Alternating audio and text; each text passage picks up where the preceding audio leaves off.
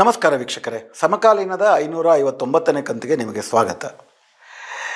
ಜಗತ್ತಿನಲ್ಲಿರುವ ಪ್ರಜಾತಂತ್ರಗಳ ಥರ ಭಾರತದ ಪ್ರಜಾತಂತ್ರದ ಸೋಗಲಾಡಿತನವನ್ನು ಕೂಡ ವಿವರಿಸೋದಕ್ಕೆ ಒಂದು ಮಾತು ಹೇಳ್ತಾರೆ. ಪ್ರಜಾತಂತ್ರದಲ್ಲಿ ಎಲ್ಲರೂ ಸಮಾನರು, ಕೆಲವರು ಹೆಚ್ಚು ಸಮಾನರು ಅಂತ. ಒಂದು ಕಾನೂನಾತ್ಮಕ ಆಳ್ವಳಿಕೆ, ಪ್ರಧಾನವಾಗಿ ಪ್ರಜಾತಂತ್ರ ಅಂದರೆ ರೂಲ್ ಆಫ್ ಲಾ, ಎಲ್ಲರಿಗೂ ಒಂದೇ ಕಾನೂನು, ಆ ಕಾನೂನು ಎಲ್ಲರಿಗೂ ಕೂಡ ಸಮಾನವಾಗಿ ಅನ್ವಯ ಆಗಬೇಕು ಮತ್ತು ಆ ಕಾನೂನಿಂದ ಎಲ್ಲರಿಗೂ ಕೂಡ ಸಮಾನವಾದ ರಕ್ಷಣೆ ಸಿಗಬೇಕು. ಆರ್ಟಿಕಲ್ 14, ಆರ್ಟಿಕಲ್ 15 ಅದನ್ನೇ ಹೇಳುತ್ತೆ ಸಂವಿಧಾನದಲ್ಲಿ. ಆದರೆ ಒಂದು ಅಸಮಾನತೆಯಿಂದ ತುಂಬಿರುವ, ಅದರಲ್ಲೂ ಕೂಡ ಭಾರತದಂಥ ದೇಶದಲ್ಲಿ ಐತಿಹಾಸಿಕವಾಗಿ ಜಾತಿ, ಲಿಂಗ ಮತ್ತು ವರ್ಗಾಧಾರಿತವಾಗಿ ಏನು ನಿರಂತರವಾಗಿ ವಿಶೇಷವಾಗಿ ಜಾತಿಯ ಆಧಾರದಲ್ಲಿ ಬಹುದೊಡ್ಡ ಸಮುದಾಯಕ್ಕೆ ಮತ್ತು ಲಿಂಗಾಧಾರದಲ್ಲಿ ಎಲ್ಲ ಜಾತಿಗಳ ಮಹಿಳೆಯರಿಗೆ ಆಸ್ತಿ, ಸ್ಥಾನಮಾನ ಮತ್ತು ಜ್ಞಾನವನ್ನು ನಿರಾಕರಿಸಿದ್ದಂಥ ಈ ಸಮಾಜದಲ್ಲಿ ಎಲ್ಲರೂ ಸಮಾನರು ಅಂತ ಕರೆದುಬಿಟ್ರೆ ಅಸಮಾನತೆ ಮುಂದುವರಿಯುತ್ತೆ. ಅಸಮಾನ ಸಮಾಜದಲ್ಲಿ ಎಲ್ಲರೂ ಸಮಾನರು ಅಂತ ಹೇಳುವುದು ಅಸಮಾನತೆಯನ್ನು ಮುಂದುವರಿಸುವುದರ ಒಂದು ದ್ಯೋತಕ.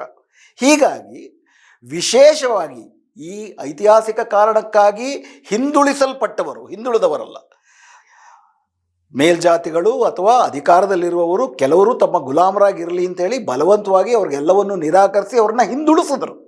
ಹೀಗೆ ಹಿಂದುಳಿಸಲ್ಪಟ್ಟವರು ಜ್ಞಾನ, ಸಂಪತ್ತು, ಅಧಿಕಾರವನ್ನು, ಸಮಾನ ಅವಕಾಶವನ್ನು ಪಡೆದುಕೊಳ್ಳಬೇಕು ಅಂತಂದರೆ ಒಂದು ರೀತಿಯಾದಂಥ ಆದ್ಯತೆ ಮೇರೆಗೆ ಅವಕಾಶವನ್ನು ಕಲ್ಪಿಸಿಕೊಡುವುದು, ಆದ್ಯತೆ ಮೇರೆಗೆ ಸಂಪನ್ಮೂಲವನ್ನು ಅವರಿಗೆ ಒದಗಿಸುವುದು ಅತ್ಯಗತ್ಯ ಆಗುತ್ತೆ.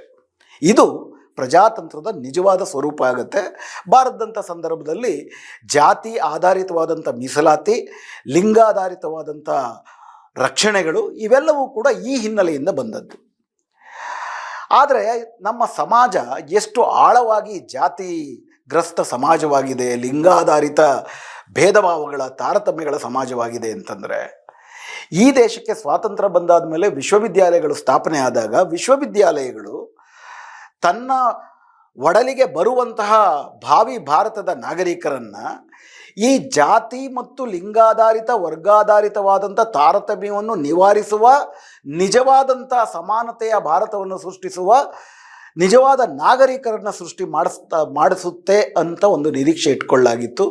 ಆದರೆ ಯೂನಿವರ್ಸಿಟಿಗಳು ನಮ್ಮ ಸಮಾಜದ ಮತ್ತೊಂದು ಪ್ರತಿಕೃತಿಗಳಾಗಿ ನಿರಂತರವಾಗಿ ಯೂನಿವರ್ಸಿಟಿಗಳಲ್ಲೂ ಕೂಡ ಇದೇ ಜಾತಿ ಆಧಾರಿತವಾದಂಥ ತಾರತಮ್ಯಗಳು, ಜಾತಿ ಆಧಾರಿತ ರಾಜಕಾರಣ, ಜಾತಿ ಆಧಾರಿತ ಮತ್ತು ಲಿಂಗಾಧಾರಿತವಾದಂಥ ತಾರತಮ್ಯಗಳು ವ್ಯವಸ್ಥಿತವಾಗಿ ಮತ್ತು ವರ್ತನೆಗಳಲ್ಲಿ, ಪ್ರಕ್ರಿಯೆಗಳಲ್ಲಿ ನಿರಂತರವಾಗಿ ಮುಂದುವರ್ಕೊಂಡು ಬರ್ತಾ ಇದೆ.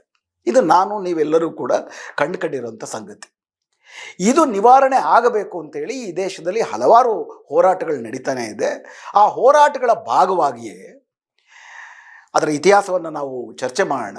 UGC ಮೊನ್ನೆ ಯೂನಿವರ್ಸಿಟಿ ಗ್ರ್ಯಾಂಟ್ಸ್ ಕಮಿಷನ್ ಹೋರಾಟಗಳ ಭಾಗವಾಗಿ ಆ ಹೋರಾಟವು ಸುಪ್ರೀಂ ಕೋರ್ಟ್ನ ತಲುಪಿ, ಸುಪ್ರೀಂ ಕೋರ್ಟ್ನ ಆದೇಶದ ಮೇರೆಗೆ UGC ಈ ದೇಶದ ಉನ್ನತ ಶಿಕ್ಷಣ ಸಂಸ್ಥೆಗಳಲ್ಲಿ ಲಿಂಗಾಧಾರಿತ, ವರ್ಗಾಧಾರಿತ, ವಿವಿಧ ಆಧಾರಿತವಾದಂಥ ತಾರತಮ್ಯಗಳನ್ನು, ಎಲ್ಲ ಬಗೆಯ ತಾರತಮ್ಯಗಳನ್ನು ನಿವಾರಣೆ ಮಾಡುವುದನ್ನು ಉಸ್ತುವಾರಿ ಮಾಡುವುದಕ್ಕೆ ಕೆಲವು ನಿಯಮಗಳನ್ನು ರೂಪಿಸಿತ್ತು ಸುಪ್ರೀಂ ಕೋರ್ಟಿನ ಆದೇಶದ ಮೇರೆಗೆ. ಆ ಸುಪ್ರೀಂ ಕೋರ್ಟಿನ ಆದೇಶದ ಮೇರೆಗೆ ರೂಪುಗೊಂಡ ನಿಯಮಗಳು ಜನವರಿ 13ನೇ ತಾರೀಕು ಪ್ರಕಟಣೆಯಾದ ದಿನದಿಂದ ವಿಶೇಷವಾಗಿ ಉತ್ತರ ಭಾರತದ ಬಹುದೊಡ್ಡ ವಿಶ್ವವಿದ್ಯಾಲಯಗಳು, ಅಂದರೆ ಈ ದೇಶದ ಅತ್ಯಂತ ಸುಶಿಕ್ಷಿತವಾದಂಥ ಜನ ಇರುವಂತಹ ಅಂತ ಹೇಳಬಹುದಾದಂಥ ಸುಶಿಕ್ಷಿತ ಭಾರತದ ಒಂದು ಅಂಗ, ಬೀದಿಗಳಲ್ಲಿ ಈ ನಿಯಮಗಳು ಬಂದರೆ ದೊಡ್ಡ ರೀತಿಯ ಅನಾಹುತ ಆಗುತ್ತೆ. ಈ ದೇಶದ ಸವರ್ಣೀಯ ವರ್ಗಗಳನ್ನ ಬಲಿ ಹಾಕೋದಕ್ಕೋಸ್ಕರನೇ ಈ ರೀತಿಯಾದಂಥ ನಿಯಮಗಳನ್ನ ತರಲಾಗುತ್ತೆ. ಇದರಿಂದ ಸವರ್ಣೀಯರು ಪಕ್ಷಪಾತಕ್ಕೆ, ರಿವರ್ಸ್ ತಾರತಮ್ಯಕ್ಕೆ ಒಳಗಾಗ್ತಾರೆ. ಆದ್ದರಿಂದ ಯಾವ ಕಾರಣಕ್ಕೂ ಕೂಡ ಈ ನೀತಿಯನ್ನು ಜಾರಿಗೆ ತರಬಾರ್ದು ಅಂತ ಬೀದಿಗಳಲ್ಲಿ ಗಲಭೆಯನ್ನು ಎತ್ತಿಸಿದ್ರು. 1990ರಲ್ಲಿ ಮಂಡಲ ಆಯೋಗ ಜಾರಿಗೆ ಬಂದಾಗಲೂ ಕೂಡ ಇದೇ ಬಗೆಯ ದೊಡ್ಡ ರೀತಿಯ ಹುಯಿಲನ್ನು ಎಬ್ಬಿಸಲಾಗಿತ್ತು. ಆದರೂ ಕೂಡ ಮಂಡಲ ಆಯೋಗ ಜಾರಿಗೆ ಬಂತು. 1994ರಲ್ಲಿ ಇಂದಿರಾ ಸಾಹ್ನಿ ಪ್ರಕರಣದಲ್ಲಿ ಮಂಡಲ ಆಯೋಗ ಸಂವಿಧಾನಬದ್ಧ ಅಂತಲೂ ಸುಪ್ರೀಂ ಕೋರ್ಟ್ ಹೇಳಿತು. ಆದರೆ ಈ ಸರಿ ವಿಶ್ವವಿದ್ಯಾಲಯಗಳಲ್ಲಿ ಇರುವ ತಾರತಮ್ಯವನ್ನು ನಿವಾರಣೆ ಮಾಡುವುದಕ್ಕಾಗಿ ಒಂದು ನಿಯಮದ ವಿರುದ್ಧ ಒಂದು ವರ್ಗದ, ಈ ಸಮಾಜದ ಅಲ್ಪಸಂಖ್ಯಾತರಾಗಿರುವ ಮೇಲ್ಜಾತಿಗಳ ಒಂದು ವರ್ಗ ಬೀದಿಗಳಲ್ಲಿ 2 ದಿನಗಳ ಕಾಲ ಪ್ರತಿಭಟನೆ ಮಾಡಿದ ತಕ್ಷಣ ಸುಪ್ರೀಂ ಕೋರ್ಟು ದಿಢೀರನೆ ಆ ಇಡೀ ನಿಯಮಕ್ಕೆ ತಡೆಯಾಜ್ಞೆಯನ್ನು ಕೊಟ್ಟಿದೆ. ಹಾಗೂ ಇದರ ಬಗ್ಗೆ ಸಂಪೂರ್ಣವಾಗಿ ಪರಿಶೀಲನೆಯನ್ನು ಮಾಡಲು ಒಂದು ಪರಿಣಿತರ ಸಮಿತಿಯನ್ನು ರೂಪಿಸಬೇಕು ಅಂತ UGCಗೆ ಆದೇಶ ಮಾಡಿದೆ. ನಮಗೆಲ್ಲ ಗೊತ್ತಿದೆ, ನಮ್ಮ ಇತಿಹಾಸದಲ್ಲಿ ಈ ರೀತಿ ಕಮಿಟಿಗಳ ನೇಮಕ ಆದರೆ ಆ ಕಮಿಟಿ ವರದಿ ಕೊಡೋದು ಮತ್ತೊಂದು, ಅದು ಇನ್ನೂ ವರ್ಷಗಳಿಗೆ ಆಗ್ತವೆ. ಇದಕ್ಕೆ ಬೀದಿನಲ್ಲಿ ಇದ್ದಂಥ ಮೇಲ್ಜಾತಿ ವಿದ್ಯಾರ್ಥಿಗಳು ಮತ್ತು ಎಲ್ಲ ಮೇಲ್ಜಾತಿ, ಅದರಲ್ಲೂ ವಿಶೇಷವಾಗಿ BJPಯ ಪಕ್ಷಕ್ಕೆ ಸೇರಿದಂಥ ಜನ ಈ ಒಂದು ತಾರತಮ್ಯ ವಿರೋಧಿ ನಿಯಮವನ್ನು ಬೀದಿಗಳಲ್ಲಿ ವಿರೋಧಿಸಿದ್ದು ಪ್ರಮುಖವಾಗಿ BJPನವರು. ಇದನ್ನು ನಾವು ಅರ್ಥ ಮಾಡ್ಕೊಳ್ಬೇಕು. ಮತ್ತು RSSನ ವಿದ್ಯಾರ್ಥಿ ಘಟಕವು ಮತ್ತು BJPಯ ಅಂಗ ಸಂಘಟನೆಯೂ ಕೂಡ ಆಗಿರುವಂತಹ ಅಖಿಲ ಭಾರತ ವಿದ್ಯಾರ್ಥಿ ಪರಿಷತ್ತು ವಿಶೇಷವಾಗಿ ಈ ತಾರತಮ್ಯ ವಿರೋಧಿಯಾದಂಥ ನಿಯಮಗಳ ವಿರುದ್ಧ ಬೀದಿಗಳಲ್ಲಿ ವಿದ್ಯಾರ್ಥಿಗಳನ್ನು ಕೂಡ ಸಂಘಟನೆ ಮಾಡ್ತು. ಅವರೆಲ್ಲ ಹೇಳಿದ್ದೇನಪ್ಪ ಅಂತಂದರೆ, ಆಗಲೇ ಹೇಳಿದಾಗೆ ಇದು ಸವರ್ಣೀಯರನ್ನೇ ತಾರತಮ್ಯಕ್ಕೆ ಪಕ್ಷಪಾತಕ್ಕೆ ಒಳಪಡಿಸುತ್ತೆ. ಇವರ ವಾದವನ್ನು ಯಥಾವತ್ತು ಒಪ್ಪಿಕೊಂಡಂಥ ಸುಪ್ರೀಂ ಕೋರ್ಟ್ನ ಚೀಫ್ ಜಸ್ಟಿಸ್ ಸೂರ್ಯಕಾಂತ್ ಅವರು ಇದ್ದಂಥ ದ್ವಿಸದಸ್ಯ ಪೀಠ, ಹೌದು, ಏನು ಹೊಸ ಕಾನೂನನ್ನು ರೂಪಿಸಲಾಗಿದೆ, ಈ ಕಾನೂನು ಅಸ್ಪಷ್ಟವಾಗಿದೆ, ಇದನ್ನು ದುರ್ಬಳಕೆ ಮಾಡುವುದಕ್ಕೆ ಅವಕಾಶಗಳು ಇರುವಂತಿದೆ, ಆದ್ದರಿಂದ ಇದನ್ನು ಪುನರ್ ರೂಪಿಸಬೇಕು ಅಂತೇಳಿ ಮೇಲ್ಜಾತಿಗಳು ಮುಂದಿಟ್ಟಂಥ ಇಡೀ ಅಹವಾಲನ್ನು ಒಪ್ಕೊಂಡ್ರು.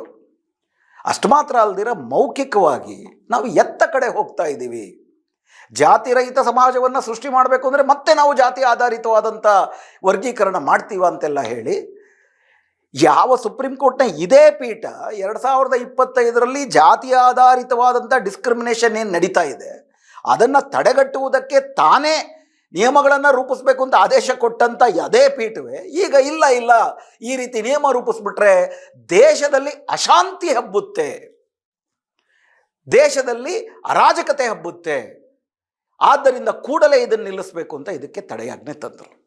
ಮೇಲ್ನೋಟಕ್ಕೆ ಎದ್ದು ಕಾಣುವ ವಿಷಯ ಏನಪ್ಪ ಅಂತಂದರೆ, ಹಾಗೆ ನೋಡೋದಾದರೆ 2025 ಜೂನ್ 24ನೇ ತಾರೀಕು ದಿಢೀರನೆ ಏನು ಬಿಹಾರ್ನಿಂದ SIR ಅನ್ನುವ ಪ್ರಕ್ರಿಯೆ ಪ್ರಾರಂಭ ಮಾಡಿದ್ದಾರೆ, ಸ್ಪೆಷಲ್ ಇಂಟೆನ್ಸಿವ್ ರಿವಿಷನ್, ಮತ್ತು ಈಗೇನು 12 ರಾಜ್ಯಗಳಲ್ಲಿ ನಡೀತಿದೆ.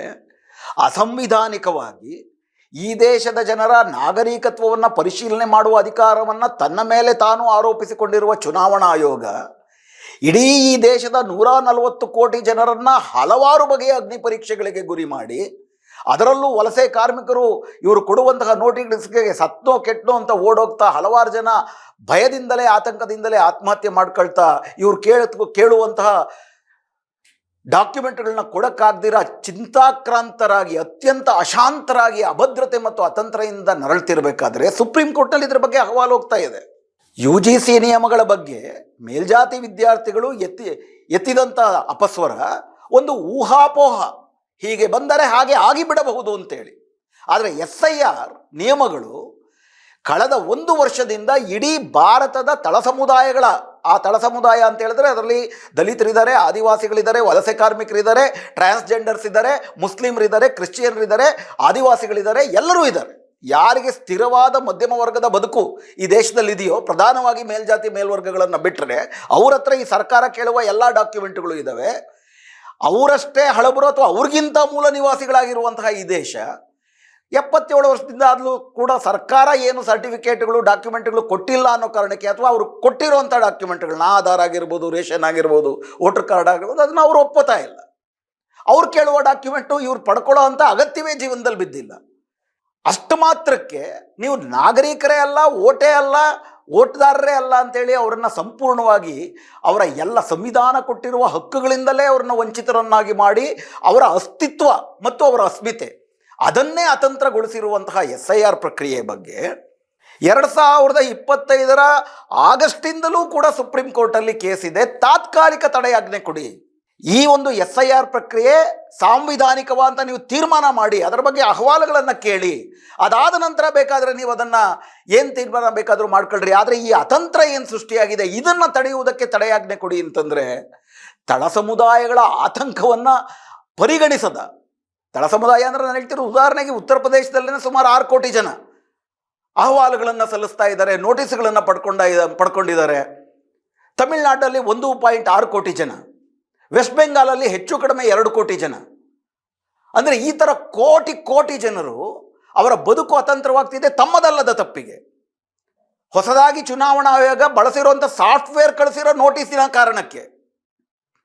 ಈ ಆತಂಕ ಅಂದರೆ ತಳ ಸಮುದಾಯಗಳ ಆತಂಕವನ್ನು, ಅಭದ್ರತೆಯನ್ನು ಪರಿಗಣಿಸದ ಸುಪ್ರೀಂ ಕೋರ್ಟು ಕಳೆದ 1 ವರ್ಷದಿಂದಲೂ ಕೂಡ ಒಂದು 8 ತಿಂಗಳಿಂದಲೂ ಕೂಡ ನಿರಂತರವಾಗಿ ಇದರ ಬಗ್ಗೆ ವಾದ ವಿವಾದ, ಅಹವಾಲುಗಳನ್ನು, ಆಗ್ರಹಗಳನ್ನು ಮಾಡ್ತಿದ್ರು ಕೂಡ ಕಿವಿ ಮೇಲೆ ಹಾಕಿಕೊಳ್ಳದ, ಆಗಲಿ ಎಲ್ಲ ಕಡೆ SIR ಆಗಲಿ, ಅದನ್ನು ಆಮೇಲೆ ನೋಡೋಣಂತೆ, ಅದನ್ನು ನಿಲ್ಲಿಸಬೇಕು ಬಿಡಬೇಕು ಅಂತೇಳಿ ಜನರನ್ನು ಅಭದ್ರತೆ, ಆತಂಕ ನಡೀಲಿ ಅಂತೇಳಿ ಕಣ್ಣಿಗೆ ಕಿವಿಗೆ ಹಾಕ್ಕೊಳ್ಳೋದಂಥ ಸುಪ್ರೀಂ ಕೋರ್ಟು UGC ನಿಯಮಗಳಿಂದ ದೊಡ್ಡ ಆತಂಕ ಆಗಿಬಿಡ್ಬೋದು ಅಂತ ಕೇವಲ ಊಹಾಪೋಹದ ಆತಂಕವನ್ನು ಮೇಲ್ಜಾತಿ ವರ್ಗದವರು ಬೀದಿನಲ್ಲಿ 2 ದಿವಸ ಮುಂದಿಟ್ಟ ತಕ್ಷಣವೇ ಅದಕ್ಕೆ ತಡೆಯಾಜ್ಞೆ ಕೊಡ್ತಾರೆ ಅಂತಂದರೆ ಹಲವಾರು ಪ್ರಶ್ನೆಗಳು ಎದುರುಗಡೆ ಬರುತ್ತೆ.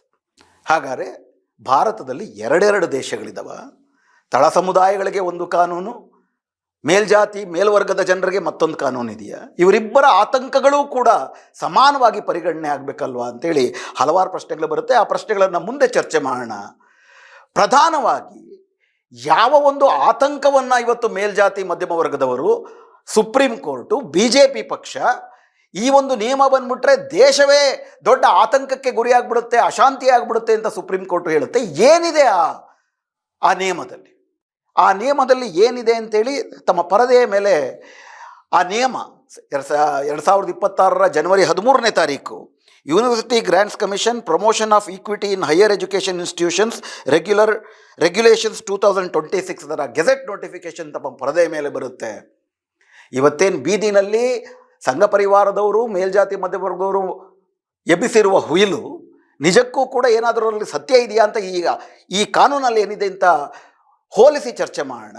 ಹಾಗೆಯೇ ಸುಪ್ರೀಂ ಕೋರ್ಟ್ ಏನು ಇದೊಂದು ಅಸ್ಪಷ್ಟವಾಗಿದೆ, ಅಶಾಂತಿಯನ್ನು ತಂದುಬಿಡ್ಬೋದು ಅಂತ ಹೇಳ್ತಿದ್ದಾರೆ, ಅಥವಾ ಅದಕ್ಕೊಂದು ಏನು ಸಾಂವಿಧಾನಿಕವಾದಂಥ ನೆಲೆಯನ್ನು ರೂಪಿಸೋದಕ್ಕೆ ಪ್ರಯತ್ನಿಸಿದ್ದಾರೆ, ಅದು ಕೂಡ ಸರಿಯಾ ಅಂತ ನೋಡೋಣ. ಈ ಕಾನೂನನ್ನು ಮುಂದಿಟ್ಕೊಂಡೆ ಅದಕ್ಕೆ ಮುಂಚೆ ಇದರ ಹಿನ್ನೆಲೆ ಏನು ಅಂತ ಒಂದು ಅರ್ಥ ಮಾಡ್ಕೊಳ್ಳೋಣ.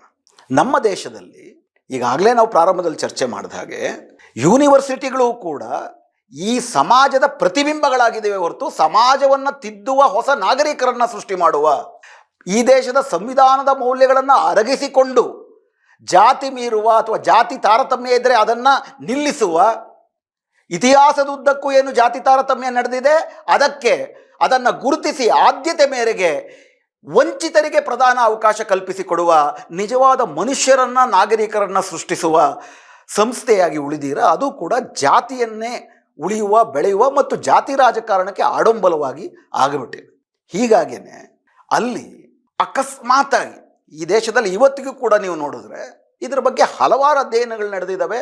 ಈ ದೇಶದಲ್ಲಿರೋ ಸುಮಾರು 10,000 ಕಾಲೇಜು, 800 ವಿಶ್ವವಿದ್ಯಾಲಯಗಳಲ್ಲಿ ಪ್ರೊಫೆಸರ್ಗಳೇ ಯಾರು, ಅಸಿಸ್ಟೆಂಟ್ ಪ್ರೊಫೆಸರ್ಗಳು ಯಾರು, ಅದರಲ್ಲಿ ಯಾವ ಜಾತಿ ಯಾವ ಹಿನ್ನೆಲೆಯವರು ಎಷ್ಟೆಷ್ಟು ಜನ ಇದ್ದಾರೆ, ಮಂಡಲ ಆಯೋಗ ಜಾರಿಗೆ ಬರೋಕ್ಕೆ ಮುಂಚೆ ಎಷ್ಟು ಜನ ಇದ್ದರು, ಮಂಡಲ ಆಯೋಗ ಜಾರಿಗೆ ಬಂದ ಮೇಲೆ ಎಷ್ಟು ಮಾತ್ರ ಜಾಸ್ತಿ ಆಗಿದೆ, ಇವೆಲ್ಲವನ್ನು ಕೂಡ ನೀವು ನೋಡಿದ್ರೆ ಯೂನಿವರ್ಸಿಟಿಗಳು ಪರಂಪರೆಯಿಂದಲೂ ಮತ್ತು ಇವಾಗಲೂ ಕೂಡ ಮೇಲ್ಜಾತಿ ಹಿನ್ನೆಲೆಯಿಂದ ಬಂದವರ ಒಂದು ಅಧಿಕಾರ ಸ್ಥಾನವಾಗಿದೆ. ವಿಶೇಷವಾಗಿ ಮೀಸಲಾತಿಯನ್ನು ಶಿಕ್ಷಣಕ್ಕೂ ವಿಸ್ತರಣೆ ಮಾಡಿರಲಿಲ್ಲ ಅಂತಂದರೆ 15/4 ಮತ್ತು 15/4 ಭಾಗವಾಗಿ SC ST ಹಿನ್ನೆಲೆಯಿಂದ ಬಂದವರಿಗೆ ಮೀಸಲಾತಿ ಮತ್ತು ಮಂಡಲ ಆಯೋಗದ ನಂತರದಲ್ಲಿ 2ನೇ ಮಂಡಲ್ ಅಂತ ಏನು ಹೇಳಲಾಗುತ್ತೆ, ಅದರ ಮೂಲಕ ಉನ್ನತ ಶಿಕ್ಷಣದಲ್ಲಿ OBCಗಳಿಗೂ ಕೂಡ ಮೀಸಲಾತಿಯನ್ನು ಕಡ್ಡಾಯ ಮಾಡಿದ ನಂತರದಲ್ಲೇ ಉನ್ನತ ಶಿಕ್ಷಣದಲ್ಲೂ ಕೂಡ ಅಲ್ಪ ಸ್ವಲ್ಪ ದಲಿತರು ಮತ್ತು ಆದಿವಾಸಿಗಳು ಹಾಗೂ ಅತ್ಯಂತ ಹಿಂದುಳಿದ ತಳ ಸಮುದಾಯಕ್ಕೆ ಸೇರಿದಂಥ ಹಿನ್ನೆಲೆಯ ವಿದ್ಯಾರ್ಥಿಗಳು ಬರುವುದಕ್ಕೆ ಶುರುವಾಗಿದ್ದರು. ಅದರ ತನಕ ಯೂನಿವರ್ಸಿಟಿ ಕ್ಯಾಂಪಸ್ಸು ಕೇವಲ ಮೇಲ್ಜಾತಿ ಪ್ರತಿಭೆಗಳ, ಮೇಲ್ಜಾತಿ ಸಂಸ್ಕೃತಿಗಳ ಮತ್ತು ಅದೇ ಭಾರತೀಯತೆ, ಉಳಿದೆಲ್ಲವೂ ಕೂಡ ಕೀಳು, ಅವಮಾನಕಾರಿಯಾದದ್ದು, ಹೀನಾಯವಾದದ್ದು ಅನ್ನುವ ಒಂದು ಸಂಸ್ಕೃತಿಯನ್ನೇ, ಅಭಿರುಚಿಯನ್ನೇ ಬೆಳೆಸುವಂಥ ವಿಶ್ವವಿದ್ಯಾಲಯದಲ್ಲಿ ನಿಧಾನಕ್ಕೆ ಇವರು ಬಂದು ಕಲಿಯುವಂತಹ ವಾತಾವರಣ ಸೃಷ್ಟಿಯಾಗುತ್ತೆ.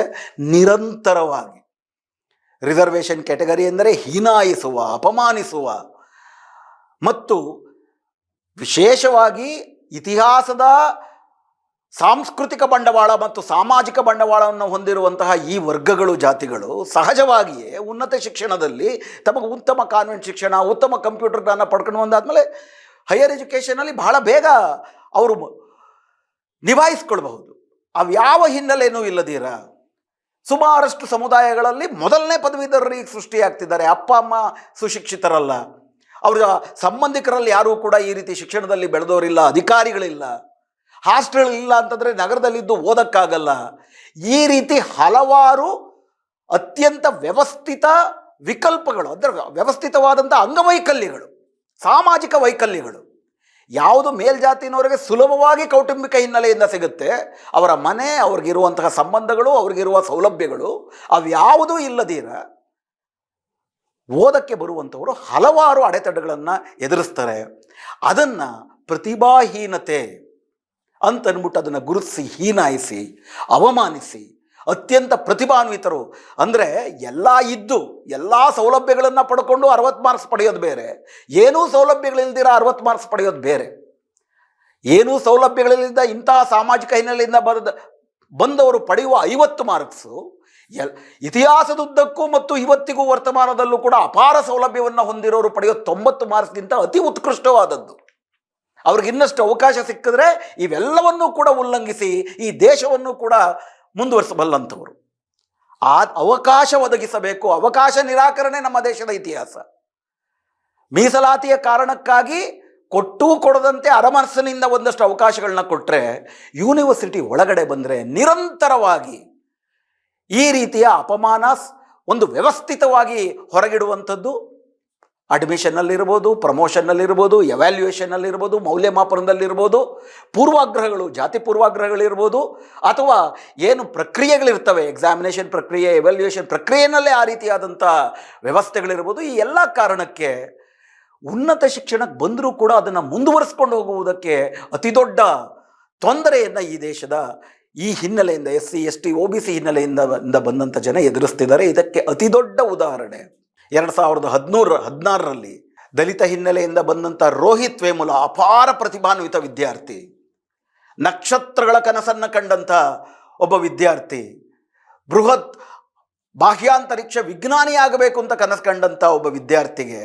ವ್ಯವಸ್ಥಿತವಾಗಿ ಅವರು ಯೂನಿವರ್ಸಿಟಿನಲ್ಲಿ ವಿದ್ಯಾರ್ಜನೆಯನ್ನು ಮುಂದುವರ್ಸೋಕ್ಕೆ ಆಗದಿರುವಂತೆ ಸೌಲಭ್ಯಗಳನ್ನೆಲ್ಲ ಹಂತ ಹಂತವಾಗಿ ಕತ್ತರಿಸಿ ವಿದ್ಯಾಭ್ಯಾಸವನ್ನೇ ಮಾಡೋಕ್ಕಾಗದಿರುವಂಥ ಒಂದು ವಾತಾವರಣವನ್ನು ಸೃಷ್ಟಿಸಿ ಹತಾಶೆಯಿಂದ ಆತ್ಮಹತ್ಯೆ ಮಾಡಿಕೊಳ್ಳುವಂಥ ಪರಿಸ್ಥಿತಿಗೆ ದುಡಿದ್ರು. ಒಂದು ಸಾಂಸ್ಥಿಕ ಹತ್ಯೆ ಆಯಿತು. ತಾವೆಲ್ಲರೂ ರೋಹಿತ್ ವೇಮುಲದ ಬಗ್ಗೆ ಕೇಳಿರ್ತೀರಿ. ಅದೇ ರೀತಿ ಅದಾದ 3 ವರ್ಷದಲ್ಲಿ 2016ರಲ್ಲಿ ಇದು ಸಂಭವಿಸುತ್ತೆ.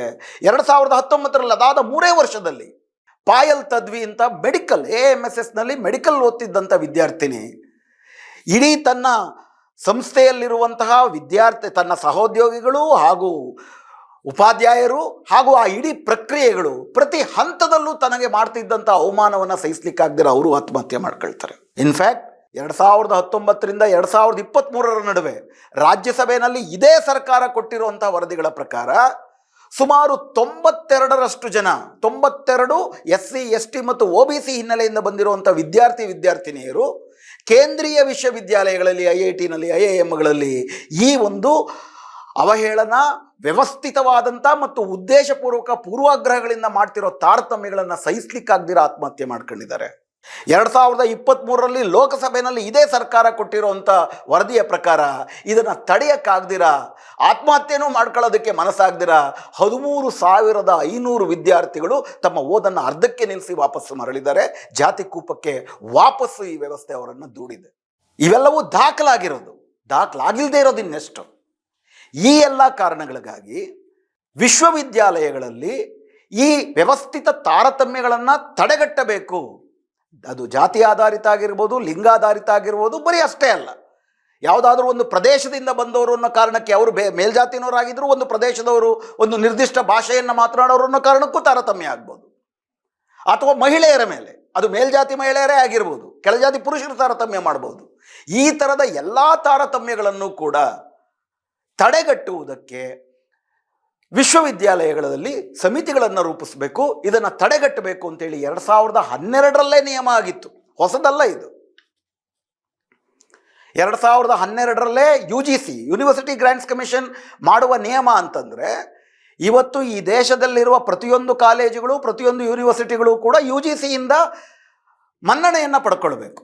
ಸೊ ಯು ಜಿ ಸಿ ಈ ರೀತಿ ಒಂದು ಸಮಿತಿಯನ್ನು ನೀವು ಮಾಡ್ಕೋಬೇಕು ಅಂದರೆ ಯು ಜಿ ಸಿಯ ಆದೇಶದ ಮೇರೆಗೆ ಎಲ್ಲ ಕಾಲೇಜು ಯೂನಿವರ್ಸಿಟಿಗಳಲ್ಲೂ ಈ ರೀತಿ ತಾರತಮ್ಯವನ್ನು ತಡೆಯುವ ಆ್ಯಂಟಿ ಡಿಸ್ಕ್ರಿಮಿನೇಷನ್ ನೀತಿಯನ್ನು ಅನುಸರಿಸುವ, ಡಿಸ್ಕ್ರಿಮಿನೇಷನ್ ತಾರತಮ್ಯವನ್ನು ತಡೆಯುವ ಒಂದು ಸಾಂಸ್ಥಿಕವಾದ ವ್ಯವಸ್ಥೆಯನ್ನು ಮಾಡ್ಕೊಳ್ಬೇಕಾಗಿತ್ತು.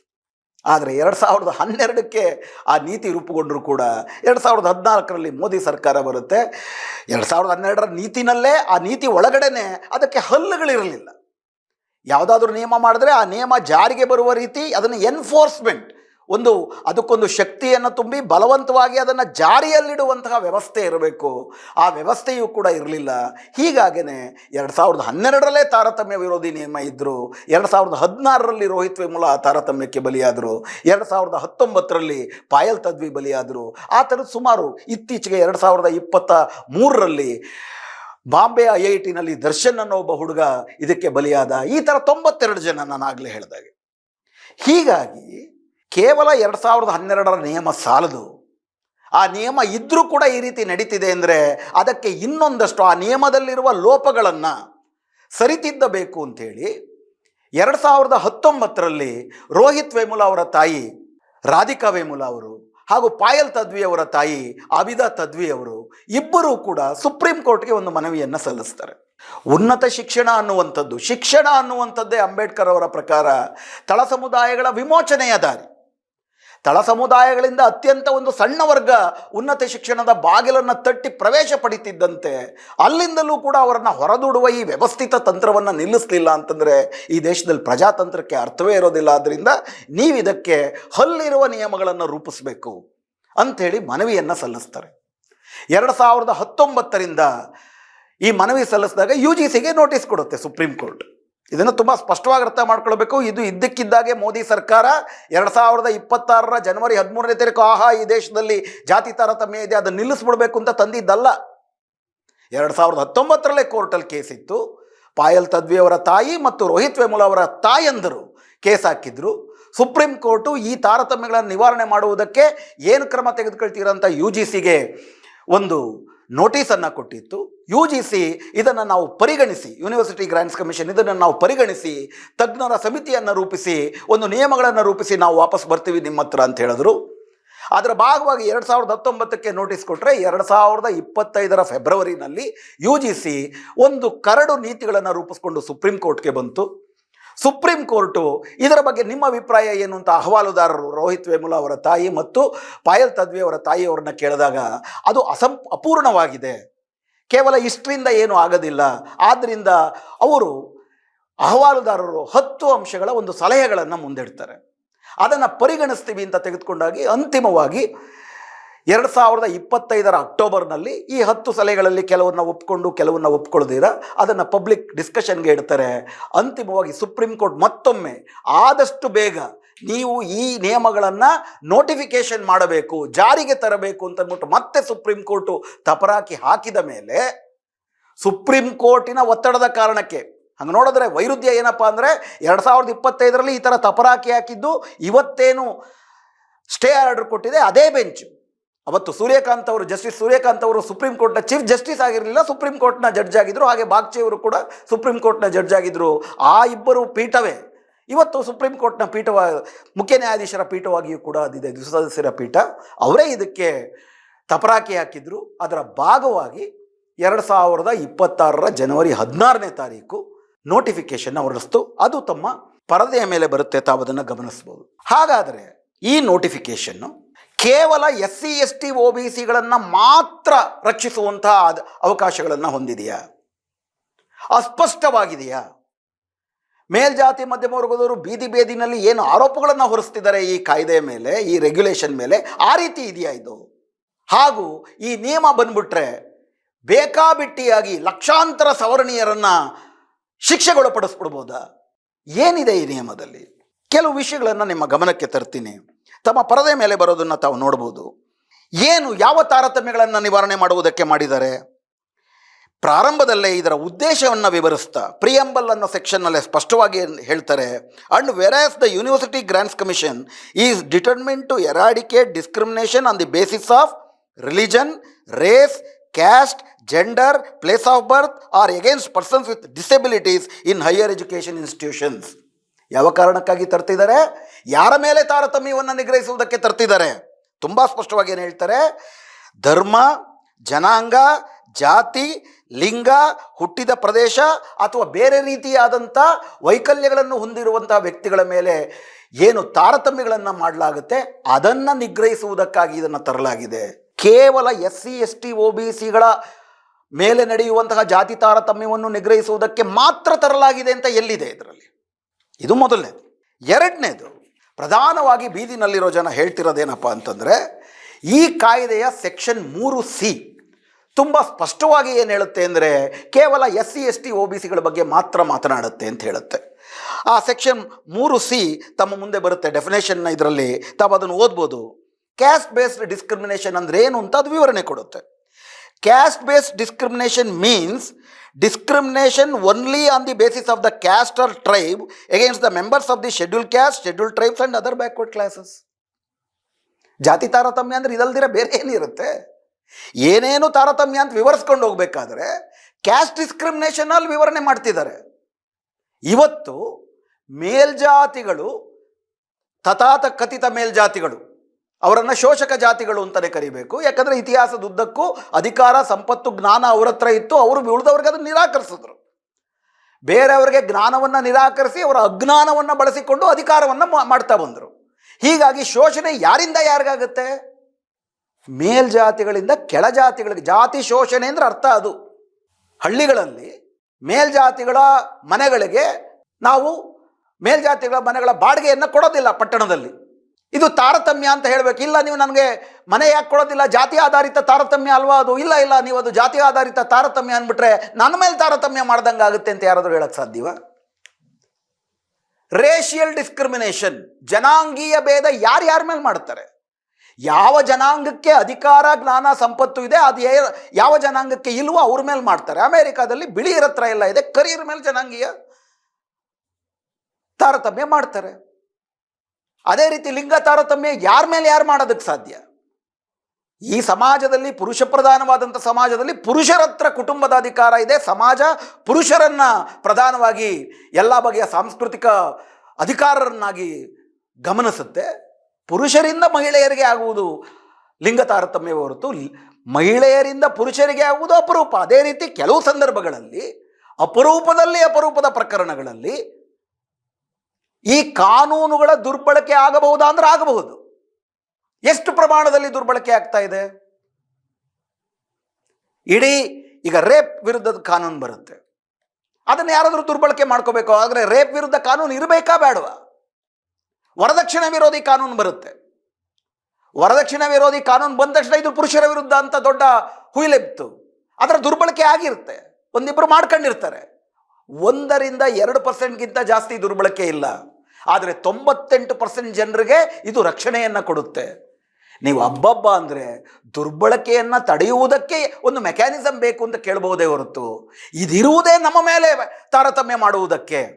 ಜಾತಿ ತಾರತಮ್ಯದ ಡೆಫಿನೇಷನ್ನೇ ಬದಲಾಯಿಸಬೇಕು ಅಂದರೆ ಬ್ರಾಹ್ಮಣರಿಗೂ ಕೂಡ ದಲಿತರಿಂದ ಜಾತಿ ತಾರತಮ್ಯ ಆಗುತ್ತೆ ಅಂತ ಬರೆಯೋದಕ್ಕೆ ಸಾಧ್ಯವ? ಅದು ವಾಸ್ತವ, ಸಾಮಾಜಿಕ ವಾಸ್ತವ ಅದು. ಅಂದರೆ ಜಾತಿ ತಾರತಮ್ಯದ ನಿರ್ವಚನವನ್ನೇ ನೀವು ಬದಲಾಯಿಸ್ತಾ ಈ ದೇಶದ ಸಾಮಾಜಿಕ ವಾಸ್ತವಗಳನ್ನೇ ನಿರಾಕರಿಸುವಂಥ ಅತಿದೊಡ್ಡ ಸಂಘ ಪರಿವಾರದ ದುಷ್ಕೃತ್ಯ ಇದರಲ್ಲಿ ಎದ್ದು ಕಾಣುತ್ತೆ. ಹಾಗಂತ ಬರೀ ಅಷ್ಟು ಮಾತ್ರ ಇದೆಯಾ 3C ಮುಂದುವರೆದು 3E ನೋಡಿ. ಡಿಸ್ಕ್ರಿಮಿನೇಷನ್, ಕ್ಯಾಸ್ಟ್ ಬೇಸ್ಡ್ ಡಿಸ್ಕ್ರಿಮಿನೇಷನ್ ಅಂದರೆ ಮೇಲ್ಜಾತಿಗಳಿಂದ ಕೆಳಜಾತಿಗಳಿಗಾಗೋದು. ಬರೀ ಡಿಸ್ಕ್ರಿಮಿನೇಷನ್ ಅಂದ್ರೇನು? 3E ಏನು ಹೇಳುತ್ತೆ? Discrimination means any unfair, differential or biased treatment or any such act against any stakeholder, whether explicit or implicit, on the grounds of only of religion, race, caste, gender, place of birth, disability or any of them.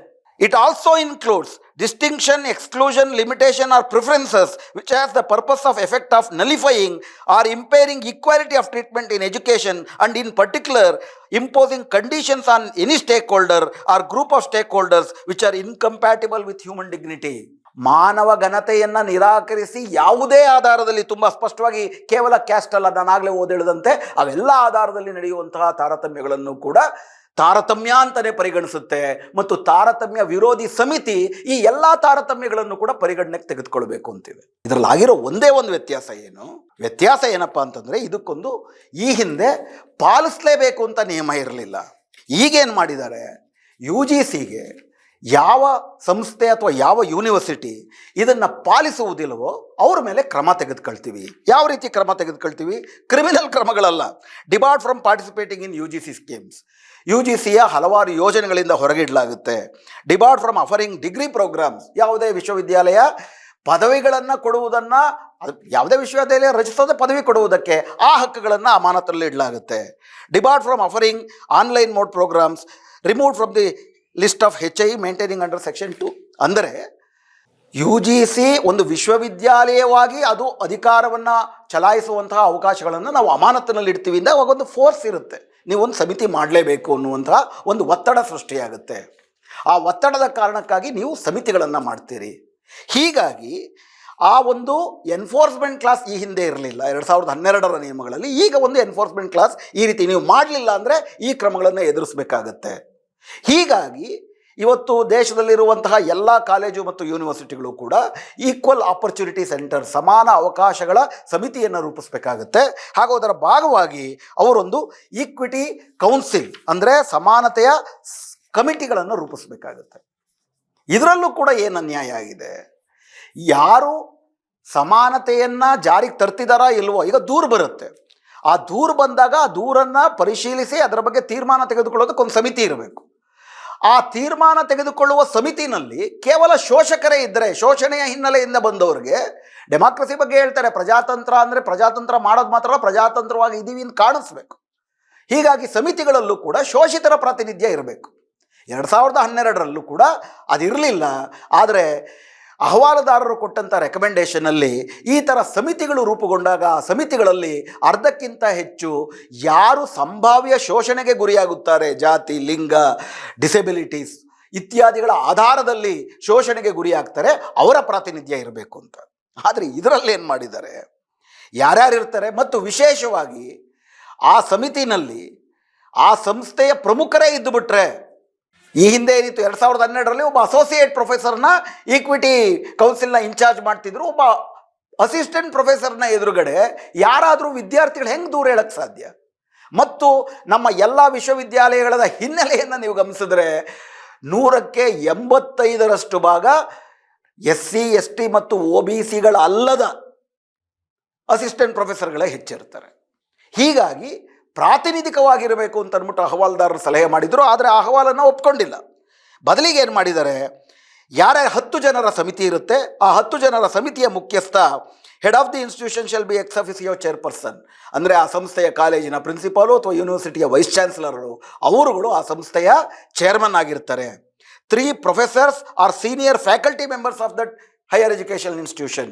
ಆ ಸಂಸ್ಥೆಯ, ಆ ಉನ್ನತ ಶೈಕ್ಷಣಿಕ ಸಂಸ್ಥೆಯ 3 ಅತಿ ಹಿರಿಯ ಪ್ರೊಫೆಸರ್ಗಳು.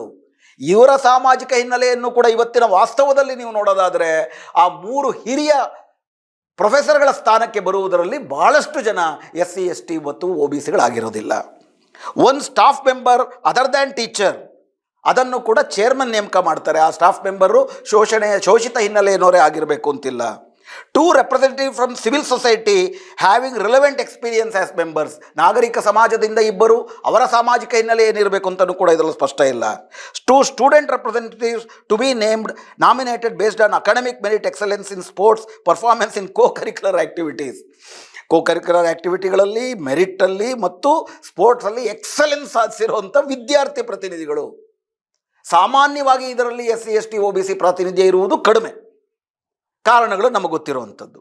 The coordinator of the equal opportunity centre shall act as the ex officio member secretary. ಮತ್ತು ಆ ಕಾರ್ಯದರ್ಶಿಯು ಕೂಡ ಚೇರ್ಮನ್ ನೇಮಕ ಮಾಡುವವರಾಗಿರ್ತಾರೆ. ಅಂದರೆ 10 ಜನರಲ್ಲಿ ಸ್ಟ್ರಕ್ಚರೇ ಹೇಗಿದೆಯಪ್ಪ ಅಂತಂದರೆ SC ST OBCಗಳ ಸಂಖ್ಯೆ ಕಡಿಮೆ ಆಗುವ ರೀತಿಯಲ್ಲಿದೆ.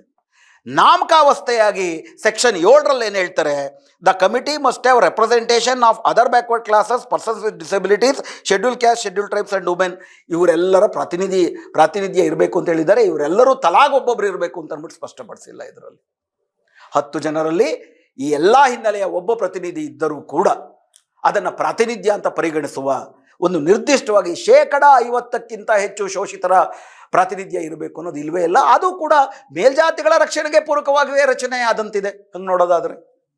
ಆದರೂ ಕೂಡ ಹುಯಿಲೆಬ್ಬಿಸಲಾಗಿದೆ. 3ನೇದಾಗಿ ಹುಯಿಲೆಬ್ಸಿರೋದೇನು, ಕಂಪ್ಲೇಂಟ್ ಕೊಟ್ಟ ತಕ್ಷಣ ಅವ್ರನ್ನ ಹಿಡಿದು ಒಳಗಾಕ್ಬಿಡ್ತಾರೆ, ಅವ್ರು ಓದೇ ನಿಂತು ಹೋಗುತ್ತೆ ಅಂತ. ಇದ್ರ ಬಗ್ಗೆನೂ ಕೂಡ ಈ ಕಾಯ್ದೆ ಏನು ಹೇಳುತ್ತೆ ನೋಡೋಣ. ಈ ಕಾಯ್ದೆಯ ಸೆಕ್ಷನ್ 8ರಲ್ಲಿ procedure in the cases of incident of discrimination ಮತ್ತು ಅಪೀಲ್ ಇವೆರಡು ವಿಷಯಗಳನ್ನು ಸ್ಪಷ್ಟವಾಗಿರುತ್ತೆ. ಇದು ಏನು ಹೇಳುತ್ತೆ, ಈ ಯಾವುದೇ ಒಬ್ಬ ವ್ಯಕ್ತಿ ಆನ್ಲೈನ್ ಆಗಿರ್ಬೋದು ಅಥವಾ ವ್ಯಕ್ತಿಶಃ ಆಗಿರ್ಬೋದು ಬರಹ ರೂಪದಲ್ಲಿ ಒಂದು ದೂರನ್ನು ಸಲ್ಲಿಸಿದ್ರೆ, ನನಗೆ ಡಿಸ್ಕ್ರಿಮಿನೇಷನ್ ಆಗಿದೆ ಅಂತ ದೂರು ಸಲ್ಲಿಸಿದ ತಕ್ಷಣ ಆ ದೂರನ್ನು 24 ಗಂಟೆಯ ಒಳಗಡೆ ಈಕ್ವಿಟಿ ಕಮಿಟಿ ಪರಿಶೀಲಿಸಬೇಕು, ಪರಿಗಣನೆಗೆ ತೆಗೆದುಕೊಳ್ಬೇಕು ಮತ್ತು ಒಂದು ಸಮಿತಿಯನ್ನು ರಚಿಸಿ, ತಾನೇ ಒಂದು ಸಮಿತಿ ರಚಿಸಬೇಕು ಅಥವಾ ನಿರ್ದಿಷ್ಟ ಡಿಸ್ಕ್ರಿಮಿನೇಷನ್ನ ನಿಭಾಯಿಸುವುದಕ್ಕೆ, ಅದರ ನಿರ್ವಹಣೆ ಮಾಡುವುದಕ್ಕೆ ಬೇರೆ ಯಾರಾದರೂ ಪರಿಣಿತರು ಅಂತ UGC ನಿಯಮಗಳು ಹೇಳಿದ್ರೆ ಅದರ ಪ್ರಕಾರ ಇನ್ನೊಂದಷ್ಟು ಪರಿಣಿತರ ನಿಯಮ ರೂಪಿಸಬೇಕು, ಪರಿಣಿತರ ಸಮಿತಿ ರೂಪಿಸಬೇಕು. ಅವರು 15 ದಿವಸಗಳಲ್ಲಿ ತಮ್ಮ ವರದಿಯನ್ನು ಕೊಡಬೇಕು. 15 ದಿವಸಗಳಲ್ಲಿ ಅವರು ಕೊಟ್ಟಂಥ ಶಿಫಾರಸುಗಳನ್ನು ಗಮನದಲ್ಲಿಟ್ಟುಕೊಂಡು ಯಾವ ಬಗೆಯ ಡಿಸ್ಕ್ರಿಮಿನೇಷನ್ ನಡೆದಿದೆ, ಅದಕ್ಕೆ ಏನು ಶಿಕ್ಷೆಯನ್ನು ತೀರ್ಮಾನಕ್ಕೆ ಬರಬೇಕು, ಅಥವಾ ಎಲ್ಲಕ್ಕಿಂತ ಮುಖ್ಯವಾಗಿ ಡಿಸ್ಕ್ರಿಮಿನೇಷನ್ ನಡೆದಿದೆಯಾ ನಡೆದಿಲ್ವಾ ಅದನ್ನೂ ತೀರ್ಮಾನ ಮಾಡುವಂತಹ ಅಧಿಕಾರ ಇದೇ ಸಮಿತಿಗೆ ಕೊಡಲಾಗಿದೆ. ಯಾರೊಬ್ಬರು ದೂರು ಕೊಡ್ತಾರೆ, ದೂರು ಕೊಟ್ಟ ತಕ್ಷಣ ಹೌದು ಆಗ್ಬಿಟ್ಟಿದೆ ಅಂತಲ್ಲ, ಪರಿಶೀಲಿಸ್ತಾರೆ. ಪರಿಶೀಲಿಸೋರು ಯಾರು? ಪರಿಶೀಲಿಸೋರಲ್ಲಿ 50%ಕ್ಕಿಂತ ಜಾಸ್ತಿ ಮೇಲ್ಜಾತಿಯವರೇ ಆಗಿರೋ ಸಾಧ್ಯತೆಗಳು ಜಾಸ್ತಿ ಇರುತ್ತೆ. ಸಾಧ್ಯತೆಗಳು, ಯಾಕಂದರೆ ಈ ನಿಯಮ ಕಡ್ಡಾಯವಾಗಿ 50%ಕ್ಕಿಂತ ಜಾಸ್ತಿ ಶೋಷಿತ ಹಿನ್ನೆಲೆಯಿಂದ ಬಂದಿರಬೇಕು ಅಂತ ನಿಯಮ ಕಡ್ಡಾಯ ಮಾಡಲ್ಲ. ಹೀಗಾಗಿ ಮೇಲ್ಜಾತಿಗಳೇ ಹೆಚ್ಚಿರುವಂತಹ ಒಂದು ಸಮಿತಿ ಶೋಷಿತವರು ಕೊಟ್ಟಂಥ ದೂರನ್ನು 15 ದಿನಗಳ ಕಾಲ ಅವರು ಕೊಡುವಂತಹ ಸಾಕ್ಷಿ ಪ್ರತಿಸಾಕ್ಷಿಗಳನ್ನು ಇಟ್ಕೊಂಡು ವಿಶ್ಲೇಷಣೆ ಮಾಡ್ತಾರೆ. ಅದಾದ ಮೇಲೆ ದೂರಿನಲ್ಲಿ ಯಾವುದೇ ಸತ್ಯಾಂಶ ಇಲ್ಲ ಅಂತ ತಿರಸ್ಕರಿಸ್ಬೋದು, ಅಥವಾ ದೂರಿನಲ್ಲಿ ಸತ್ಯಾಂಶ ಇದೆ, ಅದಕ್ಕೆ ಈ ಬಗೆಯ ಶಿಕ್ಷೆ ಕೊಟ್ಟರು ಸಾಕು ಅಂತ ಅಂದ್ಬಿಟ್ಟು ಒಂದು ತೀರ್ಮಾನಕ್ಕೆ ಬಂದು ಅದನ್ನು ಅವರು head of the committee, chairman ಅಂದರೆ ಯಾರು? ಸಂಸ್ಥೆಯ ಪ್ರಿನ್ಸಿಪಾಲ್ ಅಥವಾ ಯೂನಿವರ್ಸಿಟಿಯ ವೈಸ್ ಚಾನ್ಸಲರ್. ಈಗಾಗಲೇ ನಾನು ಹೇಳಿದಂಗೆ ಅವರ ಸಾಮಾಜಿಕ ಹಿನ್ನೆಲೆಯೂ ಮೇಲ್ಜಾತಿಯ ಹಿನ್ನೆಲೆಯಿಂದಲೇ ಆಗಿರುವ ಸಾಧ್ಯತೆ ಜಾಸ್ತಿ, 80% ಸಾಧ್ಯತೆ ಅವರೇ. ಅವರು ಅಂತಿಮವಾಗಿ ಇದರ ಬಗ್ಗೆ ತೀರ್ಮಾನ ತಗೊಂಡು ಪ್ರಮಾಣಾತ್ಮಕವಾದಂಥ ಶಿಕ್ಷೆ ಕೊಡ್ತಾರೆ. ಶಿಕ್ಷೆ ಏನು? ಶಿಕ್ಷೆ ಏನಪ್ಪ ಅಂತಂದರೆ, ಸಾಮಾನ್ಯವಾಗಿ UGC ನಿಯಮಗಳಲ್ಲಿರುವುದು 3 ತರಹದ ಶಿಕ್ಷೆ ವಿದ್ಯಾರ್ಥಿಗಳಿಗೆ. ಒಂದು ಸಣ್ಣ ಪ್ರಮಾಣದ ಕಿರುಕುಳವಾಗಿದ್ದರೆ ಒಂದು ವಾರ್ನಿಂಗು, ಒಂದು ಮುಚ್ಚಳಿಕೆ ಬರೆಸ್ಕೊಳ್ಳುವಂಥದ್ದು, ಇಲ್ಲ ಮುಂದೆ ನಾನು ಈ ರೀತಿ ಮಾಡುವುದಿಲ್ಲ ಅನ್ನುವುದಷ್ಟೇ. ಅದನ್ನು ಬಿಟ್ಟು ಇದು ಕ್ರಿಮಿನಲ್ ಕೇಸ್ ಆಗುವುದಿಲ್ಲ. ಕೊಂದೇ ಬಿಟ್ಟರು ಅಂತ ಇಟ್ಕೊಂಡ್ರೆ ಅದು ಕ್ರೈಮ್, ಅದು ಬೇರೆ ಪ್ರಶ್ನೆ.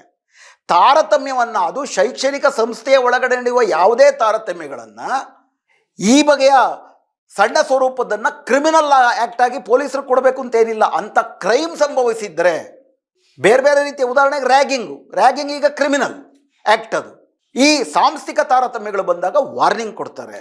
ತೀರಾ ಅತಿ ಆದರೆ ವಿಶ್ವವಿದ್ಯಾಲಯ ರಸ್ಟಿಕೇಟ್ ಮಾಡುತ್ತೆ, ಅಂದರೆ ಅವ್ರನ್ನ ವಿಶ್ವವಿದ್ಯಾಲಯದಿಂದ ಹೊರಗಾಕುತ್ತೆ. ಅದು ಸಾಬೀತಾದಾಗ ಮಾತ್ರ. ಉಳಿದಂತೆ ಪ್ರೊಫೆಸರ್ಗಳು ಇದನ್ನು ಮಾಡಿದ್ರೆ ಅವ್ರಿಗೂ ಒಂದು ವಾರ್ನಿಂಗ್ ಕೊಡ್ಬೋದು. ಸಾಬೀತಾದರೆ, ತೀವ್ರ ಸ್ವರೂಪದ್ದಾದರೆ ಅವರ ಪ್ರಮೋಷನ್ಗಳನ್ನು ತಡೆ ಹಿಡಿಬೋದು. ಆದರೆ ಅದಾಗಬೇಕಂದ್ರೂ ಕೂಡ ಮೇಲ್ಜಾತಿಗಳೇ ಹೆಚ್ಚಿರುವಂತಹ ಸಮಿತಿ ಅದನ್ನು ಪರಿಶೀಲಿಸಿ ರೆಕಮೆಂಡೇಶನ್ ಕೊಡಬೇಕು. ವೈಸ್ ಚಾನ್ಸಲರೋ ಪ್ರಿನ್ಸಿಪಾಲೋ ಅದಕ್ಕೆ ಒಪ್ಪಿಗೆ ಕೊಡಬೇಕು. ಅಂದರೆ ತನ್ನದೇ ಸಿಬ್ಬಂದಿಯ ಬಗ್ಗೆ ಅಂತಹ ತೀರ್ಮಾನ ತೆಗೆದುಕೊಳ್ತಾರ? ಇದು ನಾವು ನೋಡ್ತಿರೋಂಥ ವಿಷಯ, ಪ್ರಸಂಗ ಆಯಿತು. ಇವೆಲ್ಲ ಆದಮೇಲೂ ಕೂಡ ಈ ಕಾಯ್ದೆನಲ್ಲಿ ಹೊಸದಾದಂಥ ಇನ್ನೊಂದು ಅಂಶ ಇದೆ. ಅಪೀಲ್ನ ಪ್ರಶ್ನೆಗೆ ಹೋದರೆ ಇವರು ಕೊಟ್ಟಂಥ, ಅಂದರೆ ಚೇರ್ಮನ್ ಕೊಟ್ಟಂಥ ಶಿಕ್ಷೆಯನ್ನು ಕೂಡ a person aggrieved by the report of the enquiry committee may prefer an appeal before the ombudsperson. ಈ ಸಂಸ್ಥೆಯ ಆಚೆಗಿರುವಂತಹ ಒಬ್ಬ ವ್ಯಕ್ತಿ ಒಪ್ಪಿಗೆಯನ್ನು ಇವರನ್ನು ಮೀರಿದಂಥ ಒಂದು ಆಂಬಡ್ಸ್ ಪರ್ಸನ್ ಅಂತ ನೇಮಕ ಮಾಡಿರ್ತಾರೆ. ಅವ್ರ ಹತ್ರ ತಮ್ಮ ಅಪೀಲ್ ತೆಗೆದುಕೊಂಡು ಹೋಗ್ಬೋದು. ಆ ಮನುಷ್ಯ ಯೂನಿವರ್ಸಿಟಿಗೆ ಸೇರಿದವರಾಗಿರೋದಿಲ್ಲ. ಅವರು 30 ದಿನಗಳಲ್ಲಿ ಈ ತೀರ್ಮಾನವನ್ನೇ ಬದಲಿಸುವಂಥ ತೀರ್ಮಾನ ತೆಗೆದುಕೊಳ್ಬೋದು. ಅದನ್ನು ಯಾರು ಈ ಇಕ್ವಿಟಿ ಕಮಿಟಿಯ ತೀರ್ಮಾನದಿಂದ ತನಗೆ ಧಕ್ಕೆ ಆಗಿದೆ ಅಂತ ಭಾವಿಸ್ತಾರೋ ಅವರು ಓಂಬುಡ್ಸ್ಮನ್ಗೆ ಹೋಗ್ಬೋದು. ಓಂಬುಡ್ಸ್ಮನ್ ವಿಚಾರಣೆಯಲ್ಲಿ ಮಾಡ್ತಿದ್ದಷ್ಟು ಕಾಲ ಅದು ಜಾರಿಗೆ ಬರೋದಿಲ್ಲ. ಅಂದರೆ ಪ್ರಿನ್ಸಿಪಲ್ ಆಫ್ ನ್ಯಾಚುರಲ್ ಜಸ್ಟಿಸ್, ಸಾಮಾಜಿಕ ನ್ಯಾಯ ಅಂದರೆ ನ್ಯಾಯದ ನಿಯಮಗಳೇನಿರ್ತವೆ, ಸಹಜ ನ್ಯಾಯದ ನಿಯಮಗಳು, ಒಬ್ಬನ್ನ ಅಕ್ಯೂಸ್ಡ್ ಆರೋಪಿ ಎಂದ ತಕ್ಷಣ, ಆರೋಪ ಹೊರಿಸಿದ ತಕ್ಷಣ ಆತ ಆರೋಪಿ ಅಂತ ಸಾಬೀತಾಗೋದಿಲ್ಲ.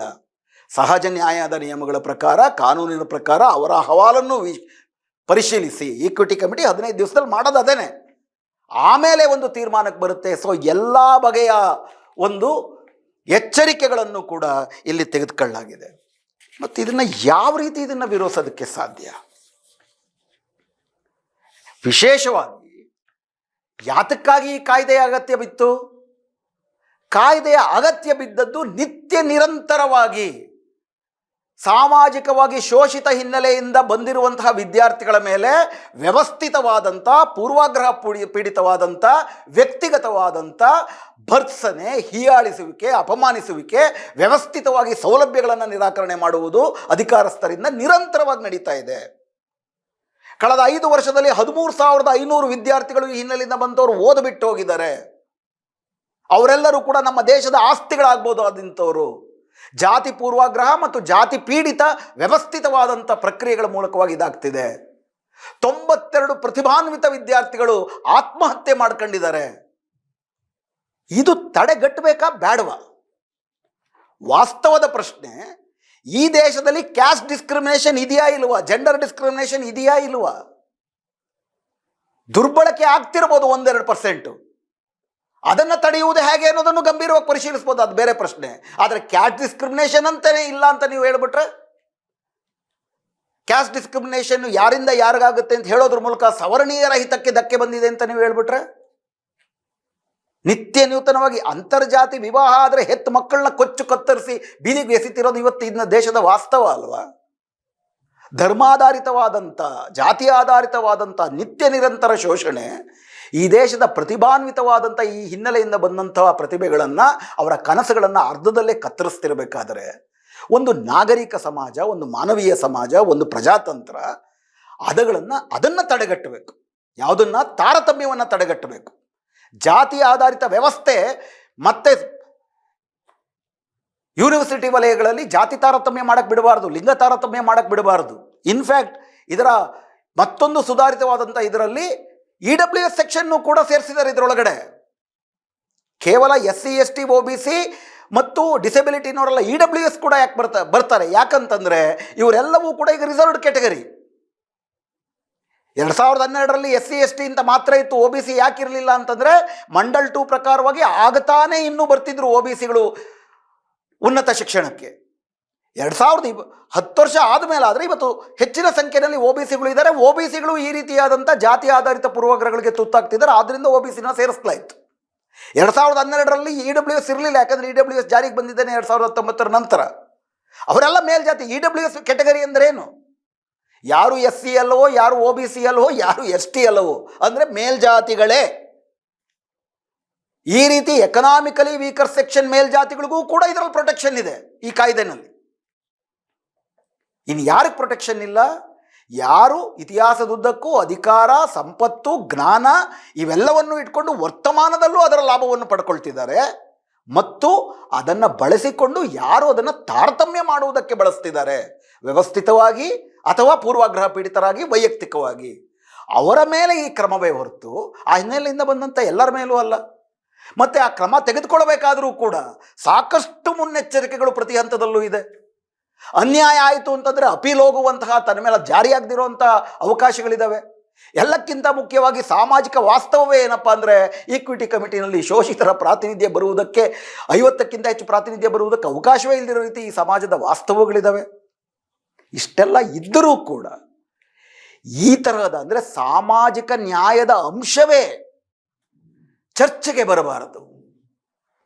ತಾವು ಜಾತಿ ಎನ್ನುವಂಥದ್ದು ಶ್ರೇಣೀಕರಣದಿಂದ ಕೂಡಿದೆ, ಜಾತಿ ಅನ್ನೋದು ಒಂದು ಸಾಮಾಜಿಕ ಬಂಡವಾಳವನ್ನು ತಂದುಕೊಟ್ಟಿದೆ, ಆದ್ದರಿಂದ ವರ್ತಮಾನದಲ್ಲೂ ಕೂಡ ಮೇಲ್ಜಾತಿಗಳು ಅದರ ಲಾಭವನ್ನು ಪಡೆಯುತ್ತಿದ್ದಾರೆ ಅನ್ನೋ ವಾಸ್ತವವನ್ನೇ ನಿರಾಕರಿಸುವ ಅತಿ ದೊಡ್ಡ ಹುನ್ನಾರ ಇದರ ಹಿಂದ್ಗಡೆ ಇದೆ. BJP, ಸಂಘ ಪರಿವಾರ ಮತ್ತು ಅದರ ಪ್ರೇರಿತ ಶಕ್ತಿಗಳು ಮಾಡ್ತಿರೋದು ಇದನ್ನೇ. ಬೀದಿ ಬೀದಿನಲ್ಲಿ ವಿನಾಕಾರಣ, ಇವಾಗಲೇ ನಾವು ಈ ರೆಗ್ಯುಲೇಷನ್ನ ಅಧ್ಯಯನ ಮಾಡದಂತೆ, ತಮ್ಮೆದುರುಗಡೆ ಅದನ್ನು ಚರ್ಚೆ ಮಾಡದಂತೆ, ಬೀದಿನಲ್ಲಿ ಈ ಮೇಲ್ಜಾತಿ ಪರ ಶಕ್ತಿಗಳು ಹೇಳುವಂತಹ ಯಾವ ಒಂದು ಆರೋಪಕ್ಕೂ ಕೂಡ ಹುರುಳಿಲ್ಲ, ಇದರಲ್ಲಿ ಅವಕಾಶ ಇಲ್ಲ. ಅವರ ಎಲ್ಲ ಒಂದು ಸಂಭಾವ್ಯ ಗುಮಾನಿಗಳಿಗೂ ಇಲ್ಲಾಗಲೇ ಅದಕ್ಕೆ ಬೇಕಾದಂಥ ಅಡೆತಡೆಗಳನ್ನು ರೂಪಿಸಿಟ್ಟಾಗಿದೆ. ಇಷ್ಟಾಗಿ ಕೂಡ ಬೀದಿನಲ್ಲಿ ಅವರು ಹೋರಾಟ ಮಾಡ್ತಾರೆ. 2 ದಿನಗಳ ಕಾಲ ಮೇಲ್ಜಾತಿಯ ವರ್ಗಗಳು ಬೀದಿಗೆ ಬಂದ ತಕ್ಷಣ ಸುಪ್ರೀಂ ಕೋರ್ಟ್ ಅಂತ, ಸುಪ್ರೀಂ ಕೋರ್ಟು, ಅದರಲ್ಲೂ ಈ ದೇಶದ ಮುಖ್ಯ ನ್ಯಾಯಾಧೀಶರಿರುವಂತಹ ದ್ವಿಸದಸ್ಯ ಪೀಠ ದಿಢೀರನೆ ಅದಕ್ಕೆ ತಡೆಯಾಜ್ಞೆ ಕೊಡುತ್ತೆ. ಅದು ತಡೆಯಾಜ್ಞೆ ಕೊಟ್ಟು ಇದು ದೇಶದಲ್ಲಿ ಅಶಾಂತಿ ಮೂಡಿಸುತ್ತಿದೆ, ದುರ್ಬಳಕೆಗೆ ಅವಕಾಶವಿದೆ, ಅಸ್ಪಷ್ಟವಾಗಿದೆ. ಯಾವುದಿದ್ರಲ್ಲಿ ಅಸ್ಪಷ್ಟವಾಗಿದೆ? 2012ರ ನಿಯಮಗಳನ್ನು ಪಾಲಿಸಿ ಮುಂದಿನ ತೀರ್ಮಾನದ ತನಕ ಅವರ ಆದೇಶದ ಭಾಗ ಇದು. 2012ಕ್ಕೆ ಹಲ್ಲೆ ಇಲ್ಲ. 2012ರಲ್ಲಿ 2012ರ ನಿಯಮಗಳನ್ನು ಪಾಲಿಸಿ ಅಂದರೆ ರೋಹಿತ್ ವೇಮುಲ ಆತ್ಮಹತ್ಯೆಗೆ ಕಾರಣವಾದ, ಪಾಯಲ್ ತದ್ವಿಯ ಆತ್ಮಹತ್ಯೆಗೆ ಕಾರಣವಾದ, ಆ ತರಹದ 92 ಅಸಾಮಾನ್ಯವಾದಂಥ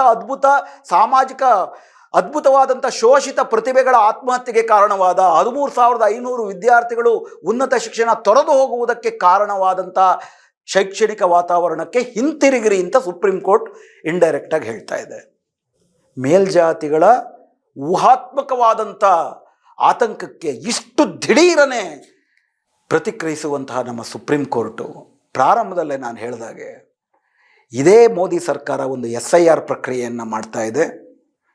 ಈ ಎಲ್ಲೆಲ್ಲಿ SIR ನಡೀತಿದೆ ಅಲ್ಲೆಲ್ಲ ಕೋಟ್ಯಾಂತರ ತಳ ಸಮುದಾಯದ ವ್ಯಕ್ತಿಗಳು, ಇದೇ SC ST OBC ಮತ್ತು ಅಲ್ಪಸಂಖ್ಯಾತ ಹಿನ್ನೆಲೆಯಿಂದ ಬಂದಿರುವಂತಹ ಜನರು ತಮ್ಮದಲ್ಲದ ತಪ್ಪಿಗೆ, ಅವರ ಸಾಫ್ಟ್ವೇರ್ ಮಾಡಿದಂಥ ತಪ್ಪಿಗೆ, ಯಾವತ್ತಿಗೂ ಕೂಡ ಇಂತಹ ಪ್ರಕ್ರಿಯೆ ಅಗತ್ಯವೇ ಇಲ್ಲದಂಥ ಮೂಲ ನಿವಾಸಿಗಳಾಗಿದ್ದಂತಹ ತಪ್ಪಿಗೆ ನಿರಂತರವಾಗಿ ಆತಂಕ, ಅಭದ್ರತೆ, ಅನಿಶ್ಚಿತೆಗಳಲ್ಲಿ ಬದುಕ್ತಿದ್ದಾರೆ.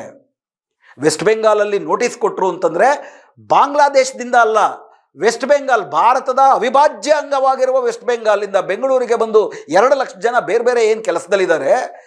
ವೆಸ್ಟ್ ಬೆಂಗಾಲ್ನ ಎಲೆಕ್ಷನ್ ಕಮಿಷನ್ನ ಸಾಫ್ಟ್ವೇರ್ ದಿಢೀರನೆ ಅವ್ರಿಗೆ ನೋಟಿಸ್ ಕೊಟ್ಟಿದೆ, ನಿಮ್ಮ ಅಪ್ಪನ ಸ್ಪೆಲ್ಲಿಂಗ್ ತಪ್ಪಿದೆ, ಬಂದ್ಬಿಟ್ಟು ಖುದ್ದಾಗಿ ಬಂದು ನೀವು ಸಾಬೀತು ಮಾಡಬೇಕು ಅಂದರೆ 2 ಲಕ್ಷ ಜನ ವಾಪಸ್ ಹೋಗ್ದಿರ ತತ್ತರಿಸ್ತಿದ್ದಾರೆ. ಟ್ರೈನ್ಗಳು 2 ಇದ್ದಾವೆ, ಫ್ಲೈಟಲ್ಲಿ ಹೋಗಬೇಕು ಅಂತಂದರೆ ಅವರ ಇಡೀ ಸಂಬಳದ 1 ತಿಂಗಳ ಸಂಬಳ ಆಗುತ್ತೆ, ವಾಪಸ್ ಬಂದರೆ ಕೂಲಿ ಕೆಲಸ ಮಿಸ್ ಆಗುತ್ತೆ. ಹೆಂಗೆ ಬದುಕಬೇಕು ಅಂತ ತತ್ತರಿಸ್ತಿದ್ದಾರೆ. ಅದರಲ್ಲಿ ಹಿಂದೂಗಳು ಇದ್ದಾರೆ, ಮುಸ್ಲಿಮರು ಇದ್ದಾರೆ. ಹಿಂದೂಗಳು ಅಂದರೆ ಅದರಲ್ಲಿರೋದು ಮೇಲ್ಜಾತಿನವರಲ್ಲ, ದಲಿತರು, ಆದಿವಾಸಿಗಳು, OBCಗಳಿದ್ದಾರೆ. ಬೆಂಗಳೂರಿನ ಬೇರೆ ಬೇರೆ ಕೆಲಸದಲ್ಲಿ ತೊಡಗಿರುವಂಥವ್ರು ಈಗೆಲ್ಲರೂ ಕೂಡ ಏನಪ್ಪ ನಮ್ಮ ಕತೆ ಅಂತ ಹತಾಶೆನಲ್ಲಿದ್ದಾರೆ. ಇದು ಸುಪ್ರೀಂ ಕೋರ್ಟ್ಗೆ ದೇಶದಲ್ಲಿ ಅಶಾಂತಿ ಅಂತ ಯಾಕೆ ಅನ್ಸಲ್ಲ? SIRನ ಪ್ರಕ್ರಿಯೆ ಏನು ಈ ದೇಶದ 85% ಜನರಲ್ಲಿ ಆತಂಕವನ್ನು ಮೂಡಿಸಿದೆ, ಅದು ಯಾತಕ್ಕೆ ಆತಂಕ ಅಂತ ಅನಿಸಿಲ್ಲ? SIRನ ಪ್ರಕ್ರಿಯೆ, ಅದು ಮಾಡ್ತಿರೋ ಸಾಫ್ಟ್ವೇರು, ಅದು ಹಾಕ್ಸಿರೋ ಪ್ರಕ್ರಿಯೆಗಳು ದುರ್ಬಳಕೆ ಮಾಡ್ಕೊಳ್ತಿದೆ ಅಂತ ಪ್ರತಿನಿತ್ಯವೂ ಸುಪ್ರೀಂ ಕೋರ್ಟಲ್ಲಿ ಸಾಕ್ಷಿ ಮೂಲಕ ತೋರಿಸ್ತಿದ್ರು ಕೂಡ ಯಾತಕ್ಕದು ದುರ್ಬಳಕೆ ಅಂತ ಸುಪ್ರೀಂ ಕೋರ್ಟ್ಗೆ ಅನ್ಸಲ್ಲ? ಮೇಲ್ಜಾತಿಗಳ ಆತಂಕಕ್ಕೆ ತತ್ಕ್ಷಣ ಪ್ರತಿಸ್ಪಂದನೆ ಮಾಡುವಂತಹ ಸುಪ್ರೀಂ ಕೋರ್ಟ್ಗೆ ತಳ ಸಮುದಾಯಗಳ ಆತಂಕ ಯಾತಕ್ಕೆ ಅಷ್ಟೇ ಪ್ರಮುಖವಾದದ್ದು ಅಂತ ಅನ್ಸಲ್ಲ? ಹಾಗಾದರೆ ಭಾರತ ಅನ್ನೋದು ಒಂದೇ ದೇಶವ? ಮೇಲ್ಜಾತಿಗಳಿಗೆ ವಿಶೇಷವಾದ ಹಕ್ಕುಗಳು, ತಳ ಸಮುದಾಯಗಳಿಗೆ ಆ ಹಕ್ಕುಗಳ ನಿರಾಕರಣೆಯ 2 ಕಾನೂನು ಈ ದೇಶದಲ್ಲಿದೆಯಾ? Supreme court ಇದೆಲ್ಲಕ್ಕೂ ಉತ್ತರಿಸಬೇಕಾಗತ್ತೆ.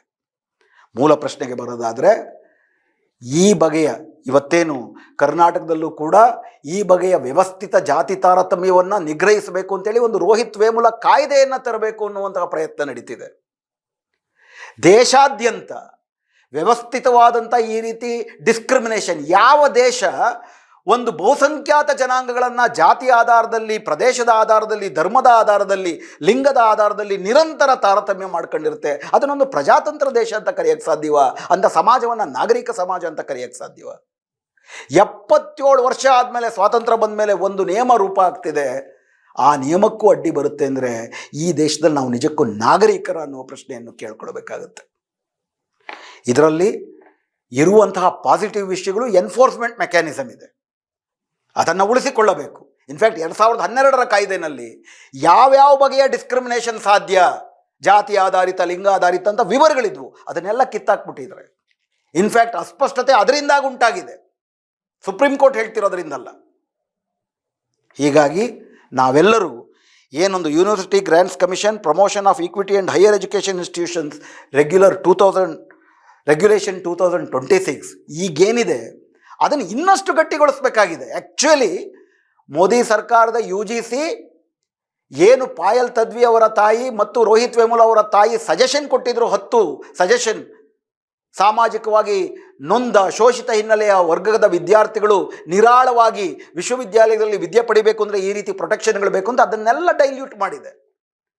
ಅದನ್ನು ಸೇರಿಸಿ ಗಟ್ಟಿಗೊಳಿಸಬೇಕು ಅಂತ ಹೋರಾಟ ಮಾಡಬೇಕು ಇವತ್ತು. ಆ್ಯಕ್ಚುಲಿ ಈ ದೇಶದಲ್ಲಿ ನಿಜಕ್ಕೂ ಮನುಷ್ಯತ್ವ ಇರೋರು, ನಾಗರಿಕರಾಗಿರೋರು, ಪ್ರಜಾತಂತ್ರವಾದಿಗಳಾಗಿರೋರು, ಹಾಗೂ ಸುಪ್ರೀಂ ಕೋರ್ಟು ನಿಜಕ್ಕೂ ಸಂವಿಧಾನದ ರಕ್ಷಣೆ ಮಾಡ್ತದೆ, ಮನುವಾದದ ರಕ್ಷಣೆ ಅಲ್ಲ, ಮೇಲ್ಜಾತಿಗಳ ರಕ್ಷಣೆ ಅಲ್ಲ.